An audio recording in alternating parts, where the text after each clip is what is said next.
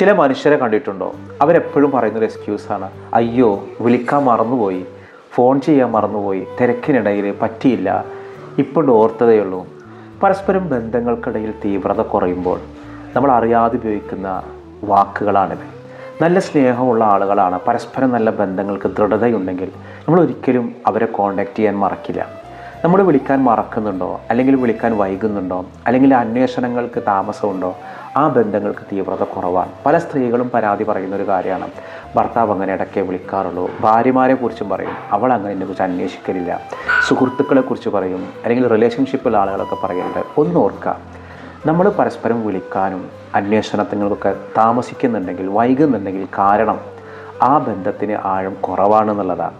ബന്ധങ്ങൾക്ക് തീവ്രത കുറവാണെന്നുണ്ടെങ്കിൽ ആ ബന്ധങ്ങൾ പുതുക്കാൻ ശ്രമിക്കുക. മറ്റൊന്നും അറിയേണ്ടത്, നമുക്ക് താല്പര്യമില്ലാത്ത റിലേഷൻഷിപ്പാണെങ്കിൽ ഒരാൾ വിട്ടൊഴിഞ്ഞു പോകും, പിന്നാലെ ചെന്നിട്ട് എന്നെ സ്നേഹിക്കൂ, എന്നെയും കൂടെ കൊണ്ടുപോകും എന്ന് പറഞ്ഞ് വാശി പിടിക്കേണ്ട. അങ്ങോട്ട് റിക്വസ്റ്റ് ചെയ്തിട്ടൊരു ബന്ധങ്ങൾ ഉണ്ടാക്കുക നിലനിൽക്കില്ല. ഏത് തരം ബന്ധമാണെങ്കിലും അത് തുടങ്ങാനും അവസാനിപ്പിക്കാനുള്ള ഫ്രീഡം ഉണ്ട്. അപ്പോൾ ഇത്തരത്തിൽ സ്നേഹമില്ലാതാകുമ്പോഴാണ് വിളിക്കാൻ മറക്കുന്നതും ബന്ധങ്ങൾക്കിടയിലെ ആഴങ്ങൾ നഷ്ടപ്പെടുന്നതും.